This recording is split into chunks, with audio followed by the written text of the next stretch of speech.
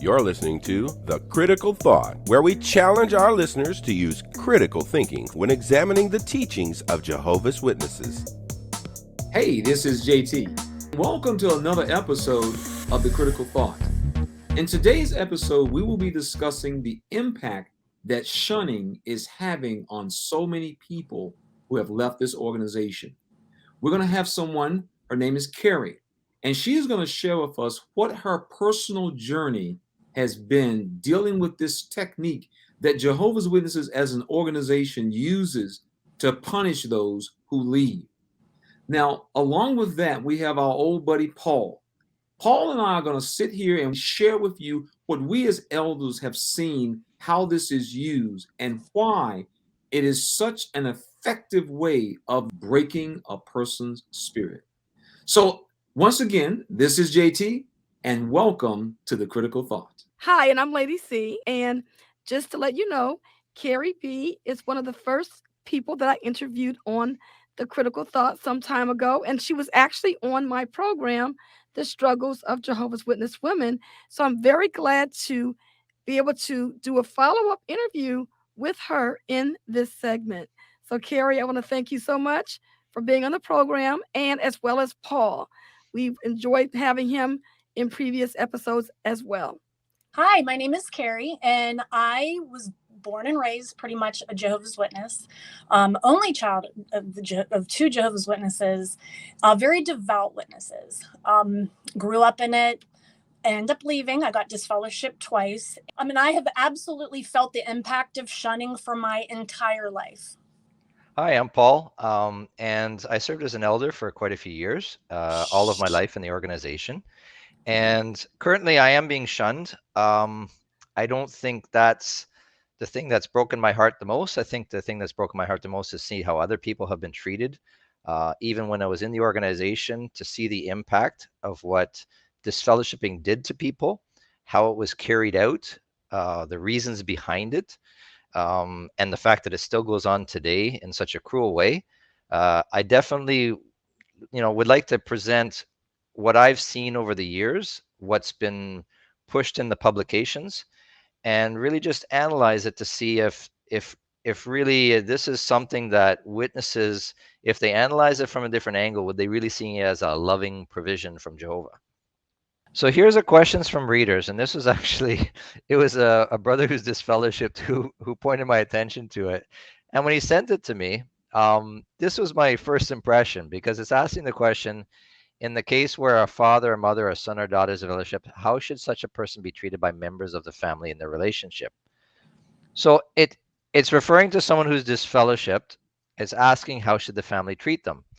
Well, the first paragraph here says, we're not living today among any theocratic nations where such members of our fleshly family relationship could be exterminated for apostasy from God and his theocratic organization, as was possible and was ordered in the nation of Israel in the wilderness of Sinai in the land of Palestine. And then they proceed to quote, the fact that you should stone your relative to death. And if that's not enough, they say, unfortunately, being limited by the laws of the worldly nation in which we live and also by the laws of God through Jesus Christ, we can take action against apostates only to a certain extent. That is consistent with both sets of laws. The law of the land and God's law through Christ forbid us to kill apostates, even though they be members of our own flesh and blood family relationship. So I think it sounds like they're shedding a sad tear that unfortunately we're not allowed to do this today. But if we were, wow, that would be like a dream world. Hey man, I told you. They would love that. I told you, man. It's as if they long for the good old days. Exactly. They're longing for the good old days. And they're saying, under duress, unfortunately, we can't. We're kind of like the Jews in Jesus' day, where if they wanted to kill someone, they had to go get permission from the local governor. I know. But it's interesting how when you read what's written in this article, a lot of it is still practiced and taught today, but some of it isn't. So, for example, it says God's law does not allow a marriage partner to dismiss his mate because his mate becomes disfellowshipped or apostatizes. So JT, what do you know has changed since then? What have they now allowed married individuals to do. Oh yeah, that's the thing that in fact the elders will oftentimes actually approach the other spouse to let them know that you now have grounds, if you want to so do so, to leave your spouse because they are an absolute spiritual endangerment is a situation that you find yourself in. So now, unlike in the past, now they basically advocate that if your spouse is an apostate, you don't have to stay with them. You got reason to leave now. You got reason to leave. And so they literally break up homes. And we discussed this before we even went on to shoot this video. We all know people where they found themselves in that situation where their spouse, under the encouragement of the elders, packed up and left. Yeah, and we know realistically this word apostasy, it is applied even to those that just have doubts about certain teachings. And like what you said, I know of two brothers who were elders, and they had, with regards to one or two teachings, certain doubts, and they happened to express their doubts. And of course, it got to the word of the elders, and within a short time, the elders, the circuit overseer involved, and they were being labeled as going apostate. And a warning was given to their wives that, you got to be careful of your husband because, he's going apostate. And all he did was had doubts about a few teachings and happened to mention them outwardly. And now he's being called going apostate or apostate. And in both of those cases, their wives packed up and left, and it broke their hearts because both of them that I know of, they were willing to continue loving their wife, continue having a happy family, living with their doubts, maybe not being as active in the organization anymore, but they were not going to make an issue of anything or insist that their wife, join them or accept their views. They were not pushy. They were not trying to convince their wives. They simply had happened to express their doubts. They were labeled as apostates. The elders, the circuit overseer, the branch got involved, and recommendations were made, and the wives left their husbands.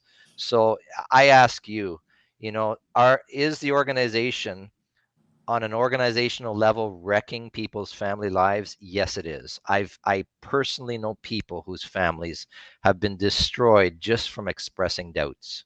Oh yeah. Well, you remember a few years back they had sent a letter to the circuit and the district overseer stating basically that a person doesn't even necessarily have to even say anything to others about what his doubts is. The mere fact that the elders are aware that this person is having doubts, that could be possible grounds for them to move along the lines of accusing this person of apostasy. So a lot of people say, well, if I don't say anything to anybody, I'm okay. Well, if according to the society's direction, and this is what makes it so dangerous with these guys, man, if the elders and the circuit overseer want to push it, they say, well, we know that's how you feel.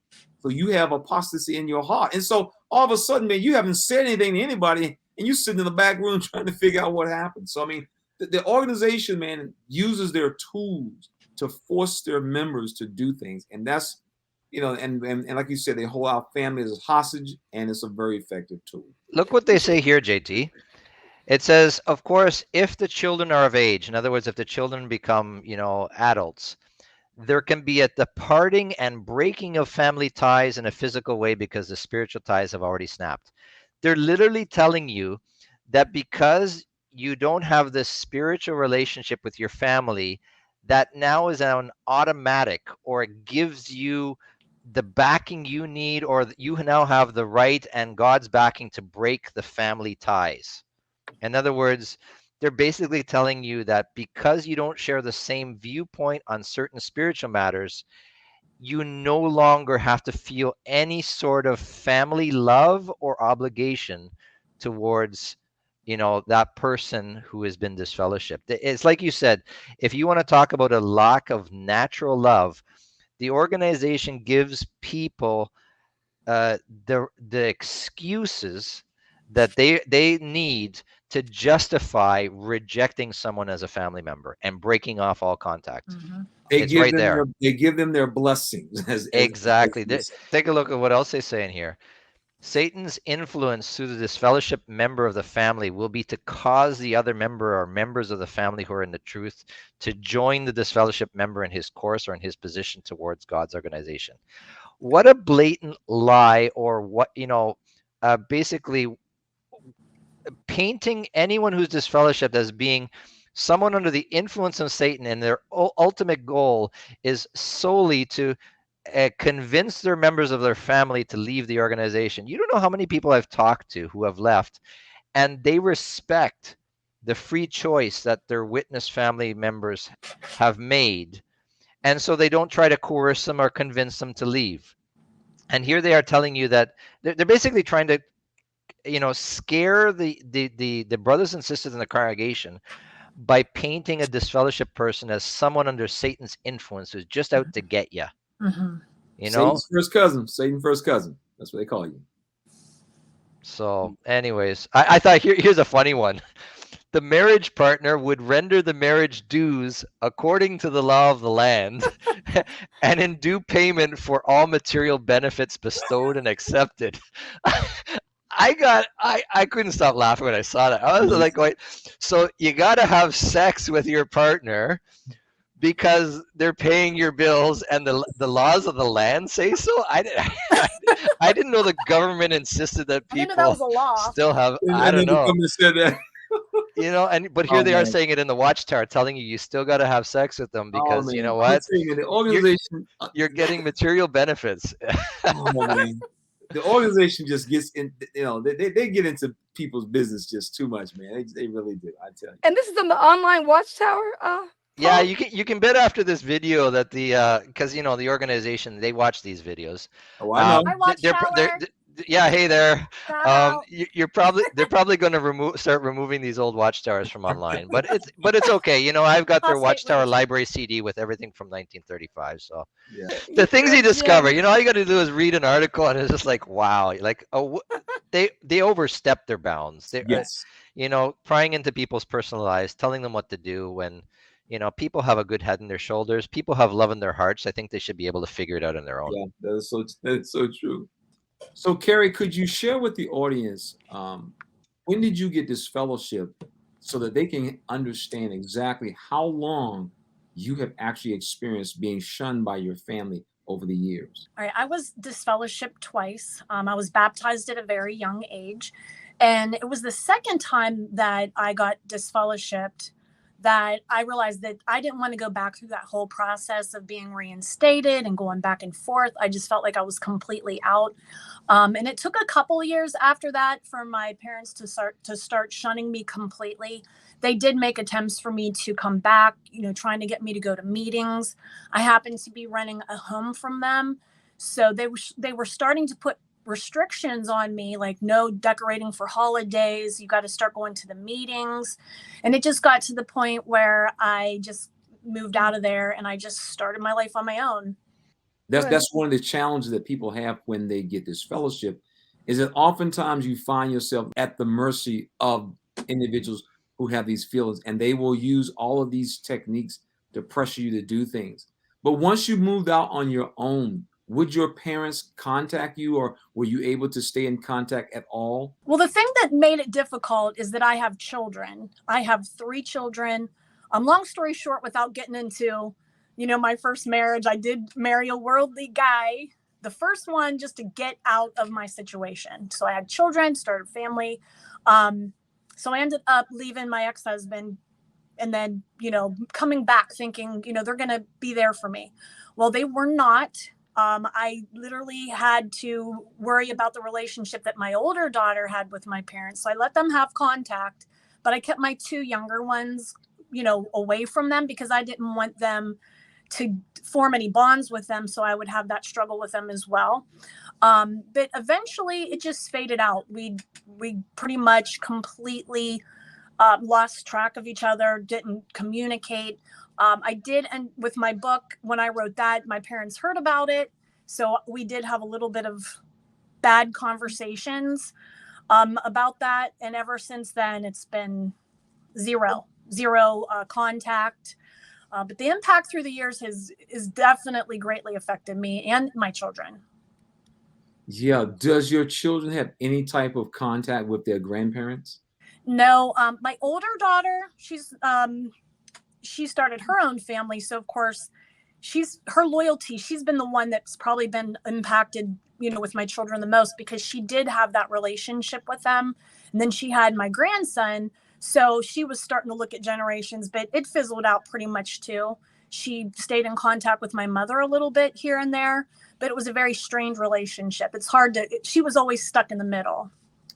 Yeah, the kids are always the ones that get they get caught, live like you said, in the middle. And we know other individuals who it's very much the same. In fact, there's some people, and it's on both sides. The grandparents have not seen the grandchildren, and the grandchildren on one side have not been allowed Right. to see the grandparents. And so this is all part of this shunning. And we know over the years, since all of us, Paul, myself, my wife, and you, since we've been around this organization for many years, we know over the years it is as if they have tightened down the screws in a desire to make people want to come back. So if we make it harder for them, then they'll come back. And Right. from what you have seen, do you find that technique to really be effective? I do. I know my own situation. I know my own story. But when I see in the XJW community through the years where we've been so involved, and you see these new ones coming out, you see what they're dealing with. You see children that are shunning their parents, parents shunning their children, brothers and sisters. It just divides families up so bad. And I feel like I had a good outcome in my life, but I know that's not what, everybody's experience. You have your suicides, you have your depression, and it's so vast. When I see other people's stories, it just makes me feel like I'm strong. I'm gonna show everyone how to get through this. Yeah. That's my desire, but it's not always the easiest thing, but it can be done. There is so much life outside of the Watchtower. Sometimes, unfortunately, you have to give up your family. You have to say, I'm never going to have that relationship that I want to have with them. I'm never going to become a witness. They're never going to leave. I know my parents will never leave. So I had to mourn our relationship all these years. Yeah. So that's what it's been for me. Yeah, and we understand that. And so, one of the things my wife and I, when we talk to people, that is one of the things that we tell people is that you need to settle in your mind that there is a possibility that they may never leave. They may never open up their arms again. And it's a very cold reality, but it's real because that is what they have been taught to do. And we know with the talks and the conventions that they've been having, the publications they've been having, it is stressing for people to tighten down on this. And of course, basically, they're under the threat of being dealt with as well. So you got a gun against your head, gun against their head, and of course, as a result, as it were, you get the results that you want. And so that's why when people say you think the organization will ever give up the shunning, probably not, because it is one of their most powerful tools is the process of having people shun their family and friends that they've known for decades. And one of the ways that I've used to cope with that, and that I tell a lot of ex-witnesses who are being shunned, you almost have to kind of put, like you said, just put it in your mind. And with my parents, I kind of just had to mourn them, accept it, and look at them as victims. That helps me the most. Look at them as victims. They're the ones that missed out on my life and their grandchildren's lives. They missed out on so much. Did I miss out on a lot of them? Yeah. The position that they're in as my parents and the grandparents, that's all we've missed out on. I have to sit and realize we didn't miss them as people, because all it would have been was back and forth shunning. So I turned the tables and I said, well, I'm shunning them back. We're good. We're good. You shun me, I'm going to be completely fine shunning you as well. And if, you kind of realize, they may pass away. My parents are in their 70s and they may end up passing away, and I'll never have that real closure. I've tried to get it. I often think of what, a criminal enterprise would do if they wanted for some rich man to, give in to their demands, of giving them $1 million or whatever. What they do is they kidnap a family member. They don't take his car and say, we're not giving your car back unless you give us money. They take a family member, and they usually take the one that's dearest to this person. And it's a very effective tool because there's no one closer to you than your family. And of course, someone who's has a lot of wealth and his son has been, kidnapped and they're demanding a ransom, he would do anything. He would do anything to get his son back. And that's why, I've spoken with a lot of, witnesses that were disfellowshipped. A number of them could not live with the fact of not having their family anymore. And so they went through the motions of getting reinstated just to get their family back. They gave in to the demands of the governing body, the cruel demands, because it really resembles what criminal organizations will do to get someone to give in. And that's what really the reinstatement process is you're trying to twist someone's arm. They've held your family, they've got them in the kingdom hall, and there's no way you'll ever get them back unless you come back to the kingdom hall. And so I don't know about you, JT, but even when I was an elder in the organization, you tell me, I saw a lot of people who got reinstated, and very shortly after reinstatement, you didn't see them anymore. And so what you understood was, you know what, they probably just wanted their family back. And I don't knock them because you know what, there's no one closer than your family. And I don't think the governing body will give up shunning because it will mean they lose control over people's personal lives and their families. And it's the most effective tool. It's the dearest thing that you can take from somebody. I fully agree. There are people who come, and we know people right till the day they decide to go back in. And, once they get everything squared away, but this is kind of interesting that that the people I have talked to who decide to go back into the organization, after a period of time, they either have to leave again or they just have to just go away because the pressure to now show that they're back and they're gonna be at the meeting. As they say, the beatings start all over again. Yeah. And well, Carrie said that she was disfellowshipped twice. So, Carrie, what did that look like for you the first time? When I first was disfellowshipped for the first time, I was an older teenager, and I was still living with my parents. So, I almost had to go back to meetings because if I was living under their household, I had to. So, if I didn't go to meetings, I was pregnant at the time with my oldest daughter. I was sick. There was times I couldn't go to the meetings. I was disfellowshipped. I'm pregnant. A young girl, sick here and there, and my father was who's an elder, by the way, was treating me terribly. Even my mother, who is his avid follower, she was even telling him, stop treating her so bad. If I didn't go to the meeting, he even threw a cat at me one time. He threw a cat with claws at me because his anger was, he was embarrassed because he lost his position as an elder. He stepped down. So, of course, I had all that negative energy on me, too. So I got reinstated because I had to, and I didn't want to, be a pregnant 19-year-old out in the streets. So I had no choice but to get reinstated. So a question for you, Carrie. If you hadn't continued to comply with coming to meetings and working for your reinstatement, what would your parents have done? Oh, if I didn't continue, I probably would have been thrown out of the house. Yeah, and exactly. I would have been That's treated worse. That's what I wanted to get physical. My father was getting physical with me. oh yeah, that's what I wanted to get at. So here we go. So one thing I'd like to say about that, Carrie and Lady CJT, is that the organization, like JT has often said, nobody does hypocrisy like the organization. And hypocrisy really is a form of lying. And what I want to bring out is that on screen here, we have a clip, and this is from the Supreme Court of Canada. And this is not just any lawyer. This is the Bethel lawyer. His name is David Gnam. He's also appointed elder in one of the congregations of Jehovah's Witnesses, and he's been with the legal department for quite some time.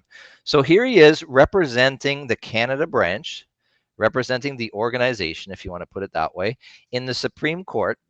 And notice what he says about disfellowshipping here. The nature of the relationship then of a disfellowshipped person is not completely shunned. The disfellowshipped person is able to come into the congregation, to the congregation meetings. They're able to attend in the Kingdom Hall of Jehovah's Witnesses. They're able to sit wherever they like. They can sing the spiritual songs with the congregation. As far as their family members are concerned, normal family relations continue with the exception of spiritual fellowship. So now that you've actually seen what the Bethel lawyer, a long-time witness and elder in the congregation, has gone to the Supreme Court of Canada, and basically, I mean, not basically, he actually said word for word that when someone is disfellowshipped, normal family relations continue. Normal family relationship continues. So I ask anyone who's been disfellowshipped to come out and tell me that their family relationship stayed the same when they were disfellowshipped, that normal family relationships continued. The reality is it's the exact opposite. David Gnam actually lied to the Supreme Court of Canada by saying that this religion allows for normal family relationships to continue when someone's disfellowshipped. And the reality is they don't allow it, and they don't even teach it. They teach the contrary. They teach you to shun your family members when they're disfellowshipped. They teach you that your family relationship is not as important. So, I'm calling out not just David Gnam as a lawyer that's on the bar for Canada, but I'm calling out the organization for having lied in the Supreme Court of Canada. It's perjury to present something that's completely false when in fact you're teaching something else and practicing something else. What do you think about this, Carrie, JT, Lady C? Have you ever seen where normal family relationships continue and where the organization doesn't interfere or doesn't tell you what to do with your family? Very rarely, every now and again in all my communications with other XJWs, very rarely will I see where relationships have continued. But it does happen where I do see it. I would say that those were probably the lesser devout families, but I do see it every now and again. But the majority of the time, these relationships are completely, destroyed. And where the where there is someone disfellowship, and let's just say it kind of continues normal, it actually is because the rest of the family is not following what the governing body has been telling them to. Exactly. Correct? Oh, absolutely. Yeah. I had an experience in Cuba, and there was a brother there, and he told me that when his daughter was 16, she got pregnant, and she was disfellowshipped.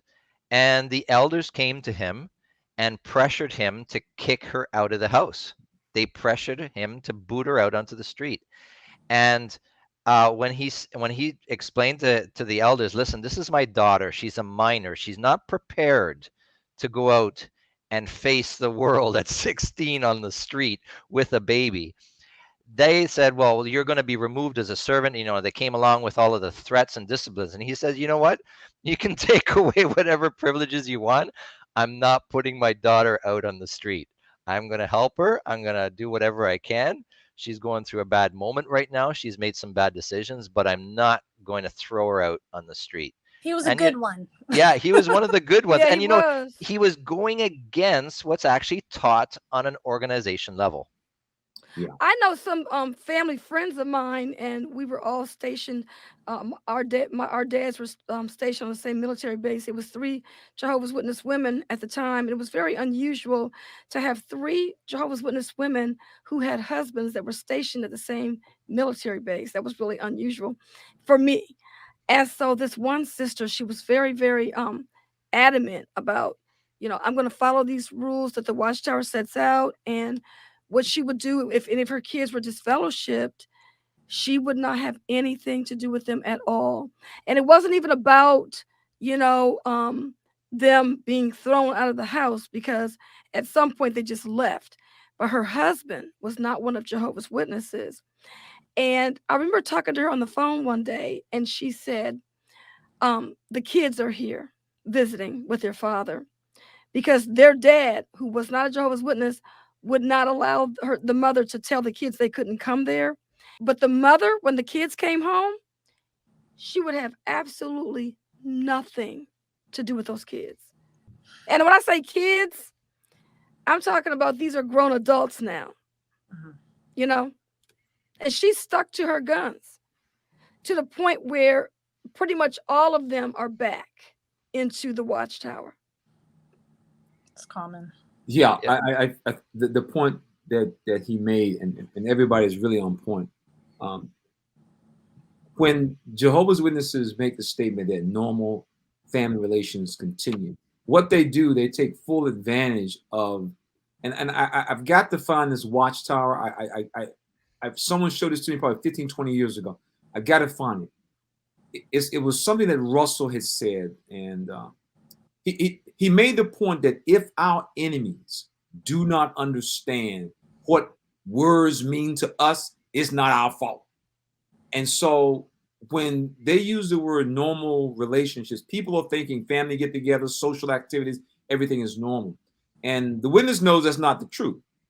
And probably the best example is their official training video. And I like to refer to it just as that.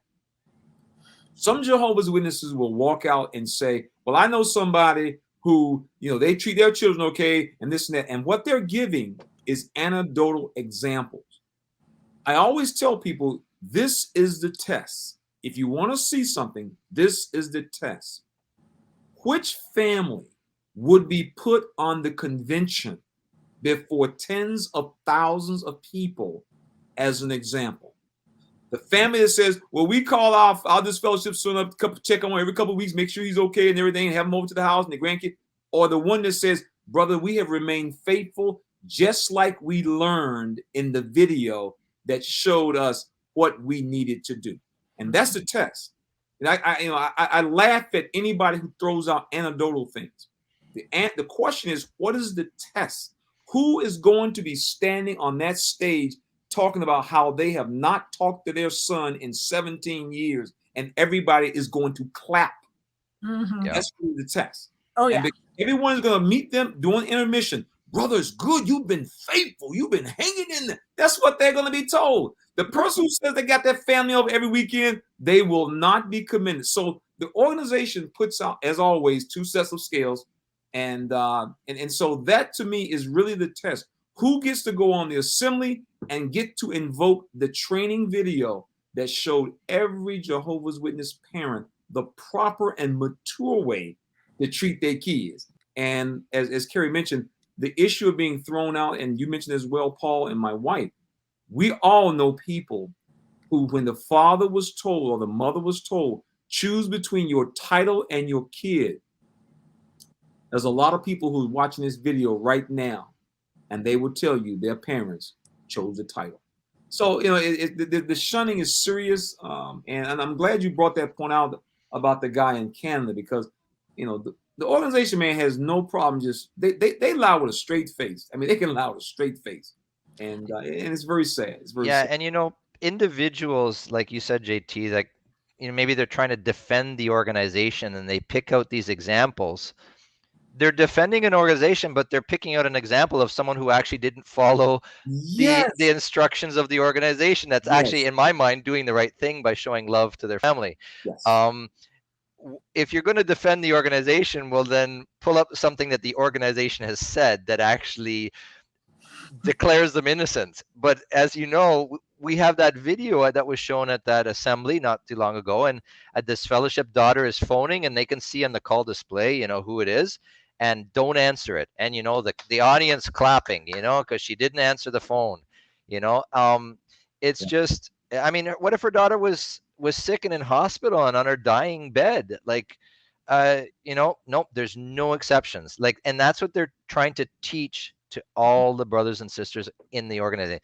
You have to look at what are they teaching people, and not just in the videos and the articles, but also when you see bodies of elders that act in harmony consistently worldwide, where they put pressure on family members to cut off or kick out or completely ignore those that have been disfellowshipped. It shows you that even if it wasn't written, well, the fact that it's being done worldwide by all the body of elders tells you that the teaching is coming from somewhere and it's being sent out everywhere. It's a unified approach. Yeah. You have to also keep in mind about the shunning is one of the biggest things I've seen is individuals will say, you know what you did wrong, and you need to get it right with Jehovah. And so that's the biggest thing, is that everyone is looking at you like you have done something wrong. But you have to remember that everyone that gets disfellowship doesn't get disfellowship because they did something wrong. It's maybe they don't believe in the teachings anymore. And so you can't get that right if you don't believe it. So it's really, really difficult for them to make a distinction between I just left because I don't believe this is the truth, and I broke one of their cardinal rules, kind of thing. That's another thing that I personally don't agree with. I'm not here to, convince others of my personal views, but realistically, how is it that they declare certain sins being like, serious sins and other ones not? And so this one merits a judicial commission, that one doesn't. Like, realistically, if you lie, I mean, according to the scriptures, God hates liars. You should be before a judicial committee every time you lie, and if they if they actually did that, no one would be left in the organization. Yeah, I know. This is true. Why are they picking and choosing as to, Jehovah's well, Holy Spirit for is this? guiding them Yeah, I know, all right? different directions. Yeah, that's oftentimes what I pose to Jehovah's Witnesses, is how the organization is able to declare something as a sin or a violation of the word of God on Monday, and you'll be disfellowshipped for it. And then by the end of the week, it's now a conscience matter. I mean, the idea that some people in New York can decide that this is a sin against God, disfellowship, you take your whole family, and then 5 days later it's okay. And if you don't stop and ask yourself, hold up, how did you do that magic trick like that? And that's what it is. Yeah, So Carrie, I would like to know from Carrie, like, what was it like being in your family before you got disfellowship the first time? Growing up, I could see my family, my parents. It was just myself and my parents. I could see them morph into becoming more and more devout. My mother at first was a little rebellious. She was like, "Oh, I'm tired. I want to go to meetings." But then the more I rebelled as a teenager, the closer she pushed towards my father. So it was like me against them. I mean, growing up, we had wonderful vacations. We had wonderful memories. I did have that bond with my mother, a very close relationship.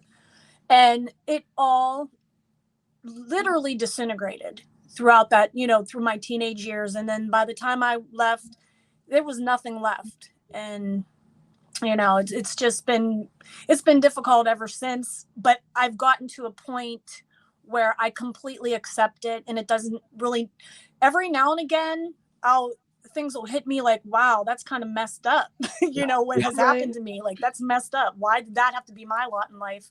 Because I would love to have had a mother to go do things with. But the beauty of that is I've made so many friendships that I feel like I've replaced all my family. I feel like I've replaced my parents. I feel like I've had all that fulfilled, but I know there's a lot out there that haven't had that, but it helps. It helps to create such close friendships with others to kind of fill that void. Yeah. Do you think that if your father never became an elder, that your home life would have looked a little bit different? My father is a pretty unique character. Probably our relationship was great when I was little, but the older I got and I started developing my own mind, he didn't like that. He's very controlling. He never even let my mother work. So I don't think our relationship would have been great either way, but I feel like he was drawn to the witnesses, and that's what got into his head and allowed him to be his self, power hungry. Yeah. I mean, not only was he in charge, but then the Watchtower said he was in charge. Yeah. He liked that. He liked that, yeah. And loved it. Still does to this day. It fit his personality and everything. And it's kind of unfortunate, like you said. But I think the point that you made about your parents and everything, we have had so many people tell us that their parents have told them that you're no longer my child. And once again, this kind of goes back to what we try to do on our forum, is let people know of the things that they will have to deal with, and to let people know you need to prepare for this. Like you said, Carrie, you may have to look at other people as your mother or your father, because until they actually take the time to come to grips with what they're a part of, they may never leave. They may never change. And so we can't put our lives on pause while we're waiting for them to decide what they want to do. We do have to continue to live our lives. And how lucky these new ones coming out are. When we were coming out, we did not have the support.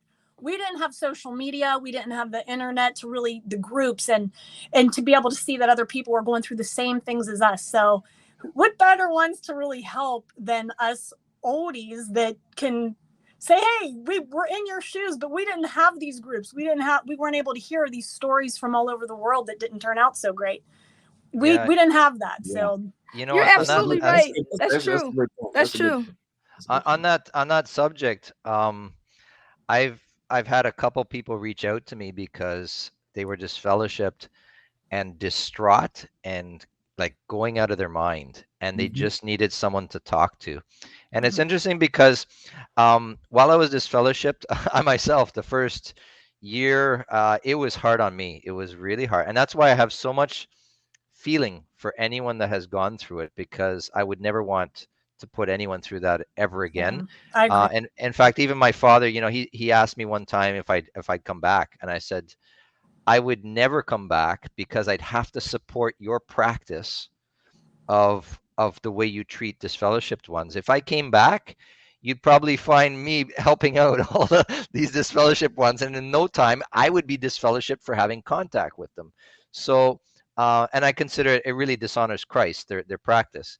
But going to kind of a sort of an interesting thing about the way they're treated, I was reading an article, and it was about isolation. It was a study that was done in Montreal, Canada. It was a scientific study regarding what happens to people when you put them in isolation. They were doing the study because they wanted to determine the long-term effects of people that were put in. When you're in prison, they put you in what's the expression? Solitary confinement, right? Solitary confinement. So they wanted to know what are the time periods that you could put someone in, and the effects at 1 week, at 2 weeks, at 3 weeks. And this scientific study showed that after a week of people being just left on their own in a room, like this study was not done in a prison. It was done where people were, they wear their normal clothes. They were not under judgment. They were not serving 20 years. So they had nothing to be depressed about. They were just part of a study. They volunteered to be put in a room and have no one talk to them, no human interaction for a week. And they actually started to go out of their mind. They started to hallucinate. They started to think things that weren't happening. And these are people that were perfectly sane, not criminals, not under judgment, volunteers, and just not having human contact for a week. They started to think things that weren't real. And they didn't have access to drugs or alcohol. It wasn't for that. It was literally that when you're cut off, you're left with only your own thoughts. And your mind can go really far if you're left all alone. And I just thought, wow, like that's what people who don't profess to serve God or understand the love of Christ, they've discovered that it's extremely harmful, and it causes terrible emotional, mental damage. And they pulled people out of those rooms before they went crazy. Obviously, they didn't want to damage their volunteers, but I was just like blown away, and I was like, you know what? This is what the organization is doing. They won't even let you reach out and talk to someone and say, you know what? You can still be my friend. You may not still have the same beliefs, or maybe you've walked down the wrong path and you're making mistakes in your life, but I want to let you know that you're still here, right? Like I'm still here for you. If you still need someone to talk to, there are a few witnesses like that. Yes. There are a few gems, you could say, but they're going against what they're being taught. The teaching of the organization is put them in an isolation room, leave them there, minimum 6 months or a year, no one talking to them, no one giving them a word of encouragement. And if they happen to survive with part of their sanity, then we'll welcome them back later on. I've got an article on the screen. The walls are closing in on me. suicide and self-harm in New York State solitary confinement units. Is this one of the ones that you were talking about, Paul? No, from what I can see on your screen, this is actually a study of what happened to people in prison when they were put in solitary confinement. The study that I saw was just volunteers being put in a quiet room with no stimulation, for, like TV, radio, no one talking to them, just being left on their own, right? Okay. So, but same end effect. Yeah. In the end, people are left with their own thoughts, and they go really far with their own thoughts, and they need people to bring them back to reality and to remind them that they're worth something. That even if you don't agree, or even if you're doing this, you're still a human being, and there's still valuable things about you, and don't give up on yourself. I wish I had that when I was disfellowshipped. I had no one, and I remember even going to a coffee shop just so I could see people, because I didn't have anyone phoning me. I didn't have any friends. It was difficult. Fortunately, I didn't go crazy, but there.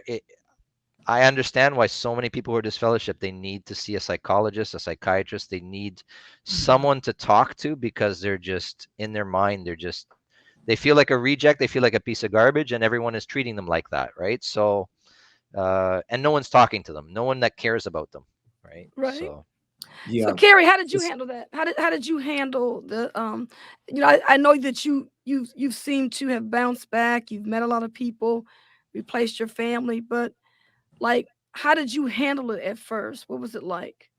Well, it was difficult at first, but I feel like I had a distraction because I put myself in a situation with my first marriage where my main concern was survival. I had this horrible abusive relationship that I was in. I had children, so I was a little distracted, and my parents kept saying, just come home, we're going to help you out. Did not work out that way. But then at that point, it was just myself and my children. They were all little ones. And the thing about what I was going to say earlier about when you're raised as a witness, not only are you now isolated from the whole entire world, you're isolated from everybody that you ever knew growing up. So when I first left, I was alone. I didn't have my worldly relatives because I was pretty much criminalized, I feel, by my parents. I really get that. It's another long story, but I really literally had no one. And I fought through it. There was times I wanted to get depressed. There was times that I wanted to just give up and say, hey, I'll just go back just because I have nobody and I have nothing. I don't know what to do. But it was a matter of just fighting through it. It wasn't easy. It took years and years to get where I am now. But it wasn't easy by any means. Because you want those relationships back in your life. You'd hear of some witnesses that you grew up with, some older ones passing away, and I'd be teary-eyed. I'm like, I cared about these people, and then here we are. I cannot, none of them, can talk to me, and that was difficult, but got through that. Yeah. Just to piggyback off what Paul said, and we're going to leave some links in this particular video. The newspaper articles that Lady C and I had taken a peek at, which is very fascinating, it dealt with Rikers Island. And if you don't know what Rikers Island is, it is the prison for New York City. It is considered probably the largest prison in the United States. And the article dealt with how a lot of the psychologists are now trying to get the rules and the laws changed when it comes to this issue of isolation. Because what they are literally seeing, it is literally breaking people down to where they cannot function. And that is by design. And so the point is, the organization, and so I tell people all the time, you need to understand when you're feeling alone and you're feeling by yourself, this is all by design. The organization literally wants you to crawl back on your knees on broken glass. And so they shut you down in such a manner. And so it's very, very difficult, but to keep in mind, this is by design. And unfortunately, that is when we hear about those who end up taking their lives. They have literally been pushed the envelope all the way to the edge of the table, and they can't stop. And so this is why this thing is so serious. It has serious mental health ramifications for people. And like Paul, like he was saying, whenever you leave a group like that, every time they do studies or just any type of research on this type of scenario, it always turns out negative. There's nothing positive about throwing a person into a hole and leaving them by themselves. And we often think of just a person being isolated, but for a witness, they become isolated in their mind. They could be living in Chicago, Detroit, and there are people who are watching this video, and you're going to see the post when we're done. There are people who actually live in major metropolitan cities with millions of people, like you mentioned before, and they feel literally by themselves. And as you mentioned, you went to get some coffee, and that's the way it is, because the mind can end up being impacted so severely that this is how you feel. And this is why, I think it's very important that these types of videos with people giving their personal life experience is so important. Because we, as former witnesses, we have personally lived this, and we see the results in the lives of so many people that we meet and interact with on a regular basis. We really do. I would like to say that when we left the religion, we knew it wasn't the truth. Yes. And when we first left, I was feeling really, really bad, because I felt like my character had been assassinated. And even though I knew it wasn't the truth, I remember walking into the post office one day when we moved to our new location, and I looked at all the people, and I was saying, I wonder what they're thinking about me right now. They're probably thinking she should get back to the Kingdom Hall, and these people didn't know me from Adam. But I felt down, because I was feeling like I knew that the people that we knew, they were looking at us and they were calling us bad people. And so I looked at this one man that was walking at the post office, and I said, I wonder how his friends are looking at him. Do they look at him the same way our old friends are looking at us? And it took me a little while to get myself together, to make myself feel good about where I was at, because even though I know we walked out and we realized it wasn't the truth, it still had an effect on me. It was for it was sure. a little it was kind of hard for a while. Yeah, and you start wondering too, like how much of my personality was, or my activities and all that I was involved with was shaped by the organization. Yeah. And you start asking yourself, what would I have been like without? Like, Yeah. and you start analyzing yourself. And I know some people actually have like withdrawal symptoms because they were so busy preaching. Yeah. Now they realize half of what they were preaching wasn't the truth. They're like, well, okay, what do I do with my time now? Like, who am I? I feel like I'm a Who am I deadbeat, now? like, because I'm not doing anything for God right now. Like they still are trapped in the mentality that, when you're giving, giving to the organization, you're giving to God. When you're preaching, you're giving to God. And so when you stop, some people think, well, I'm doing nothing now, right? And that's not true. There's so many Right. things you can do for other people, that regardless of their creed, regardless of whether you know them or don't know them, and you show acts of kindness, Yeah. like, Absolutely. why do you think you have to do something within the organization for God to notice? Yeah, But exactly. Paul, I'm glad you said it, withdrawal symptoms, because I think that's what I was having. When I was feeling bad, knowing that this wasn't the truth. How could you be feeling bad and it's not the truth? But see, that's why when we get emails from people, you can't have one conversation with somebody and say, get over it, because you're not going to get over it like that. No. Yeah, like JT has often said, the organization is good at keep people stay busy, right? Busy. So you know what? When you leave, it's like you have all this time. So you know what? Join clubs, do your hobbies, go help people, just stay busy in something else. Build a whole new, as my mom says, build a whole new clientele of friends. But you have to get over the initial feeling of rejection. Oh yeah. Yeah. Until you get over that initial feeling of rejection, no matter what you're gonna still have to. That's gonna have to wear off.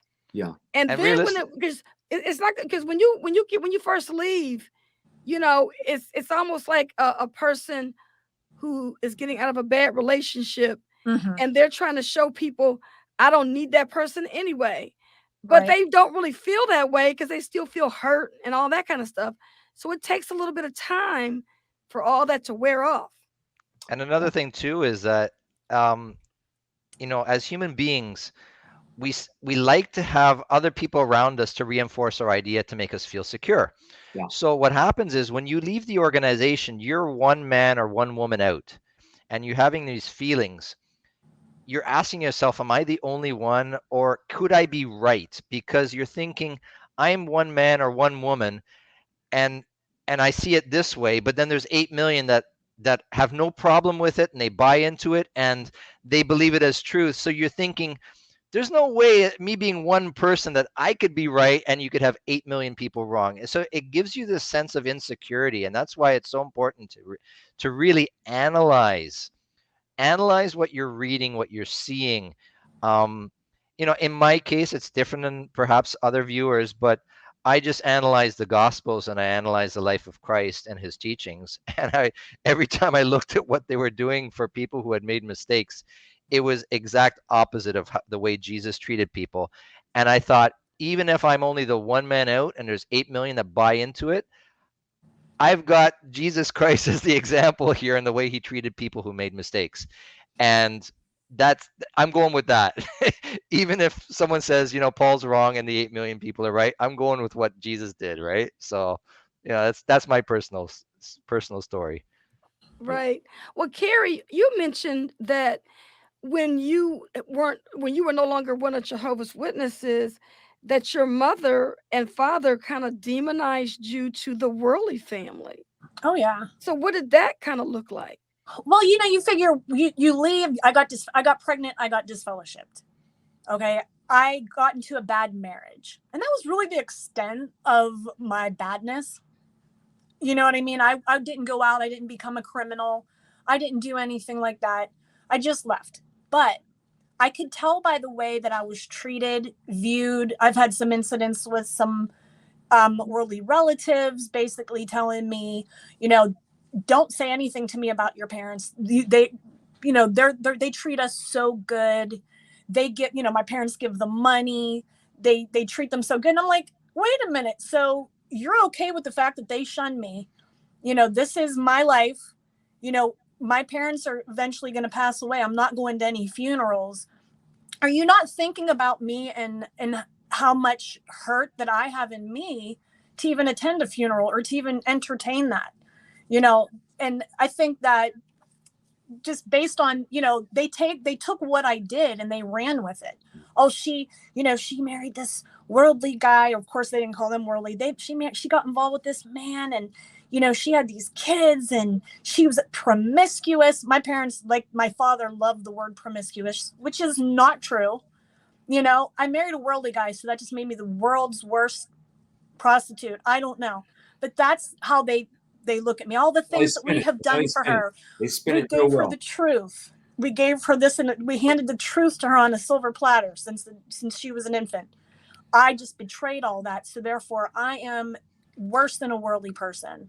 I'm the worst ever. And then now I am the world's worst apostate in their eyes. That's true. Yeah, because you were saying that once they found out about your book, then it got even worse. How did they find out about your book? Well, marketing it on Facebook. I had some worldly family members that went to my mother and said, "Oh, Carrie's trying to capitalize." Hold on. Carrie is trying to capitalize on her upbringing by complaining about it.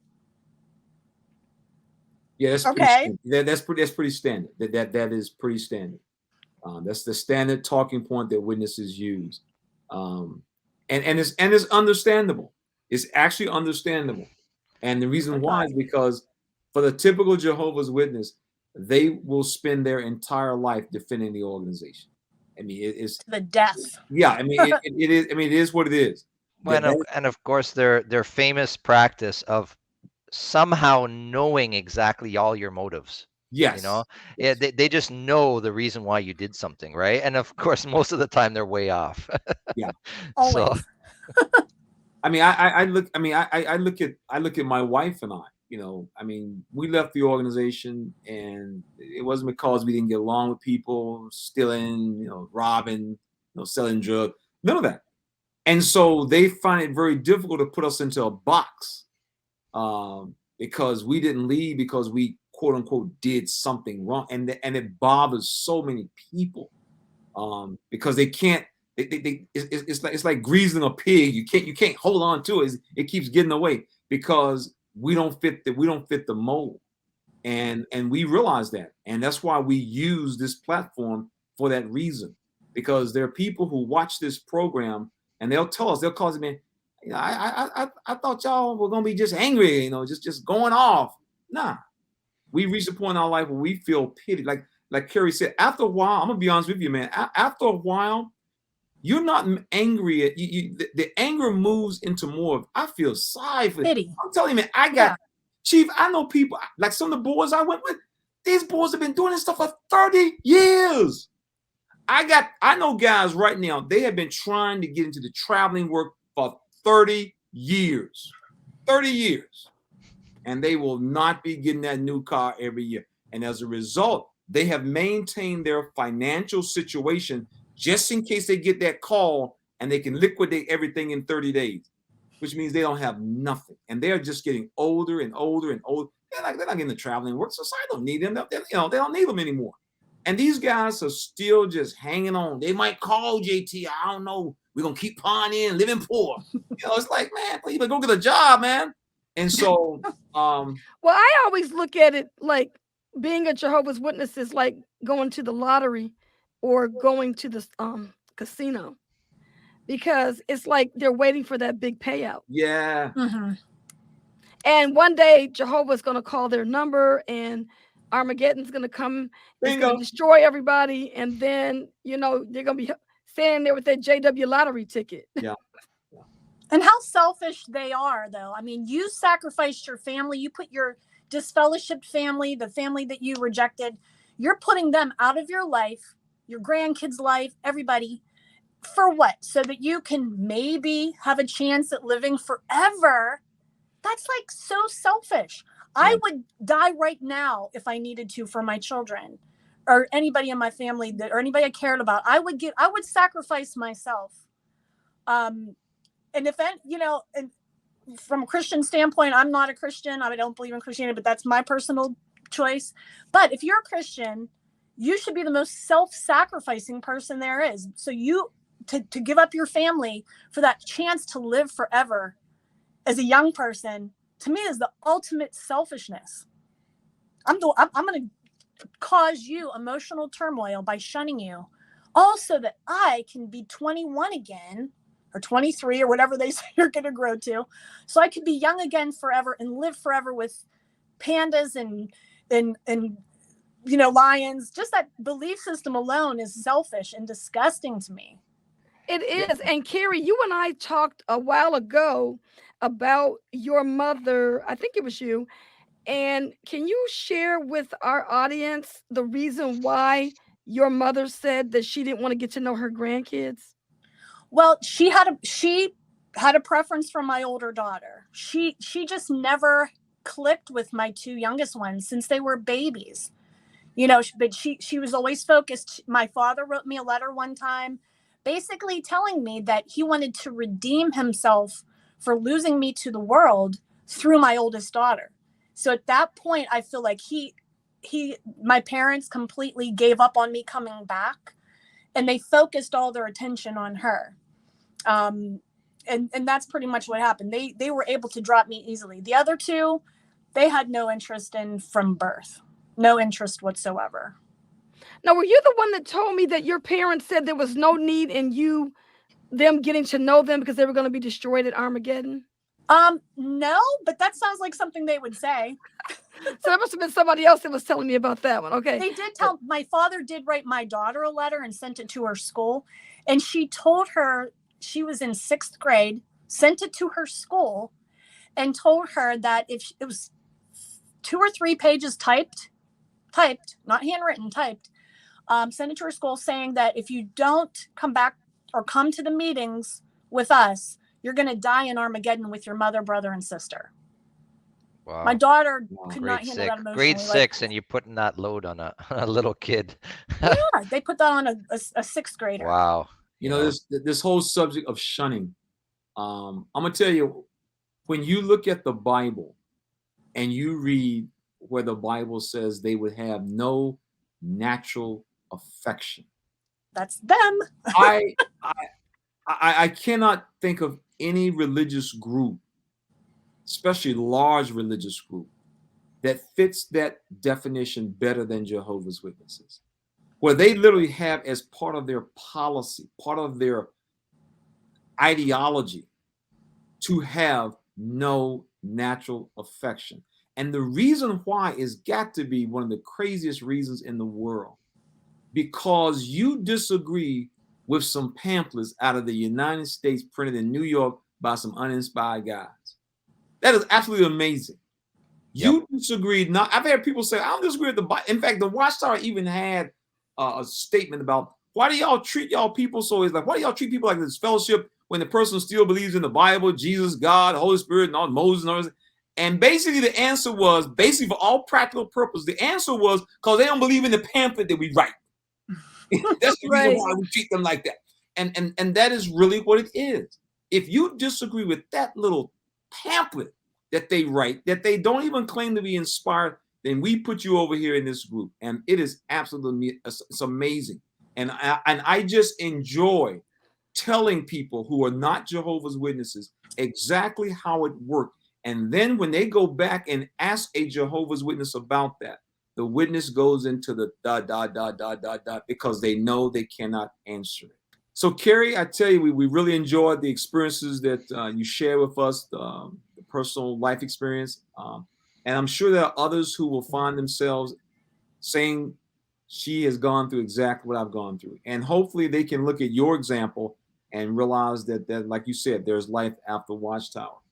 And Paul, as always, we appreciate the insight that you bring to the conversation, because many times people don't realize what is actually underpinning all of this foolishness that we see taking place in people's lives, and how the Watchtower just literally, they will get into areas of people's life that they literally have no business. And so, Paul, we want to thank you as well for coming on our show today. Certainly. It's been a pleasure. All right. Well, it's been a good show, and we've enjoyed having our guests. And once again, this is JT. And this has been Lady C. And we'll see you on the next video. This program was sponsored by Critical Thinkers.